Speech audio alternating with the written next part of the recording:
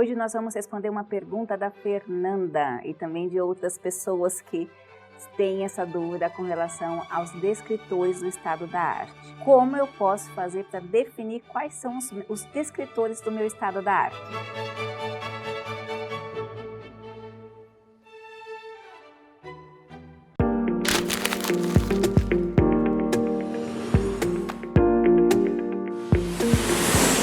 Bom, eu diria que, em primeiro lugar, eu diria que você tem 3 aspectos fundamentais para você considerar o seu estado da arte. Mesmo porque o estado da arte vai ser uma questão de pesquisa. Então, existem 3 processos, 3 coisas, 3 fatores que você deve considerar para que a sua pesquisa seja válida.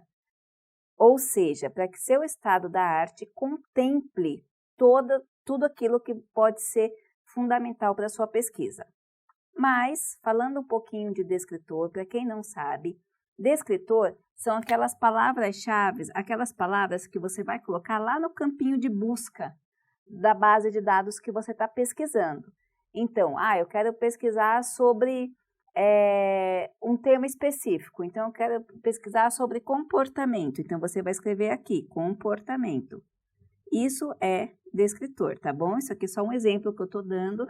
Claro que comportamento é muito amplo, então a gente vai ter que trabalhar com alguns recortes aí com relação a comportamento, se esse fosse o caso, tá ok? Mas vamos voltar aqui.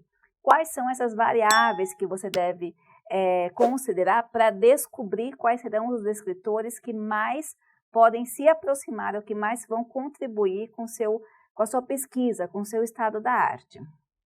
O primeiro deles é que você deve ter o problema e os objetivos bem definidos.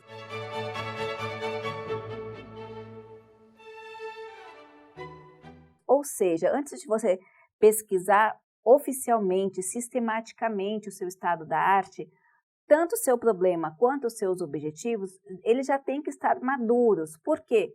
Porque entendendo os seus problemas e os seus objetivos, você vai entender quais são as variáveis que podem influenciar no seu trabalho. Por exemplo, a gente estava fazendo um estudo agora sobre Covid, tá, mas o que eu quero falar? Eu quero quantificar.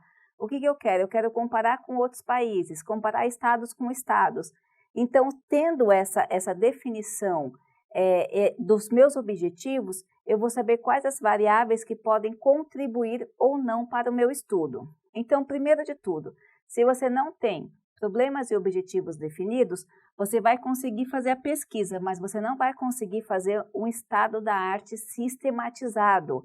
Você vai fazer uma pesquisa, vai entender quem está falando sobre determinado assunto, mas essa sistematização vai ficar ineficiente, vai ter uma lacuna que talvez você tenha que revisitar depois. Então, eu não diria que seria o seu estado da arte de maneira sólida. O segundo aspecto a se considerar é a variação linguística.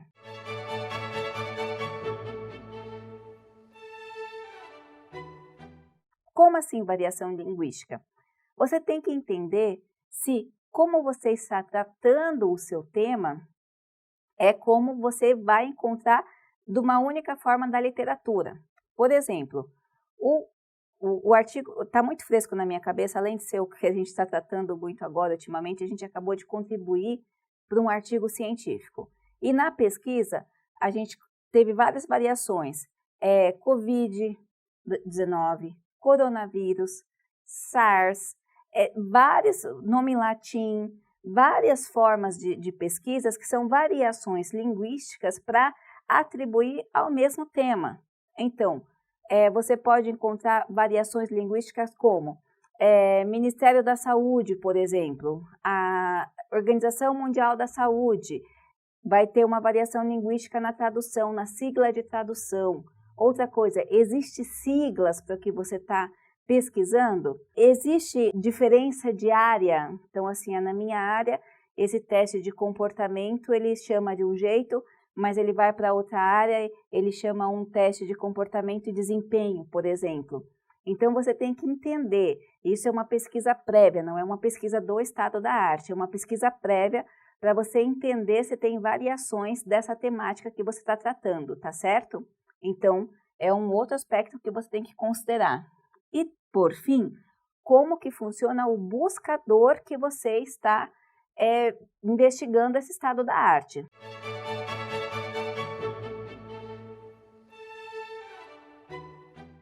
Por exemplo, se você vai pesquisar no Google Acadêmico, ele tem uma espécie, ele vai ter o buscador, ele é mais amplo no critério de programação dele. Então, o nível de programação da Google para busca, ele tende a se evidenciar, a se destacar perante os demais. Então, se você colocar no buscador da Google o seu tema aqui, .pdf, é bem provável que você encontre uma dimensão sem ter que fazer muito essa escolha de descritor.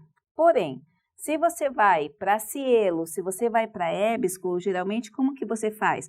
Você digita aqui nesse campinho associações, como por exemplo, COVID and SARS, e aí você vai colocando and, é como se fosse uma espécie de programação. E aí você vai colocar esses descritores de uma forma diferente. Aí são por palavras mesmo, porque na programação de como esses materiais são inclusos na base de dados do buscador, são diferentes. Por isso que às vezes você lê artigo, principalmente na área da saúde, ou na área de engenharia, se eu não me engano, que coloca lá, a gente foi feita uma pesquisa na base de dados da PubMed ou da Web of Science. E aí eles colocam vários códigos, né? Não são códigos no sentido de, parece que são códigos para a gente. Não deixa de ser códigos, porque é uma espécie de programação, como and, or, entre as palavras. Porque é uma espécie de programação de como aqueles buscadores vão trazer. Além disso, quando são nesses buscadores internacionais, que geralmente a gente paga para ter acesso, como a Web of Science, a EBSCO, a PubMed é aberta, mas tem alguns artigos que são pagos, não é tudo que é aberto, tem artigos abertos, tem artigos pagos. Mas geralmente, quando você precisa nessas bases de dados, que são, na sua grande maioria internacional, você pesquisar em inglês, você terá resultados muito mais efetivos do que você pesquisar em português. Não é o que acontece, por exemplo, com a Google Acadêmico, que você consegue colocar o seu tema, por exemplo, e vir materiais para vocês tão bons quanto. A diferença, às vezes são até os mesmos materiais. A diferença, nesse caso, vai ser a questão de programação mesmo. Ou seja, do que está por trás da programação do buscador. De você digitando, ele reconhece e vai trazer aquele material para vocês. A Cielo também reconhece bom português, embora eles estejam mudando a programação. E já aconteceu comigo de pesquisar algumas coisas em português, eu sabendo que tinha na base de dados, porque eu conhecia os autores e não apareceu para mim. Quando eu pesquisei em inglês, apareceu. Então, para vocês verem que tudo é uma questão de programação do buscador. Então, você tem que entender mais ou menos como funciona esse buscador para que o seu resultado seja específico. Inclusive, esses dias eu li um artigo que estava assim, na base de dados da Google, eu pesquisei assim, na base de dados da PubMed, eu pesquisei desse jeito. Por quê? Porque aí como você vai sistematizar e demonstrar para o seu leitor os cuidados metodológicos científicos que você teve na pesquisa do seu material, tá ok? Eu espero ter ajudado. É um assunto que deveria ser falado um pouco mais por causa dessas variáveis, mas a gente volta a falar sobre esse tema, tá certo? Eu espero ter ajudado até aqui. Um grande abraço e até a próxima.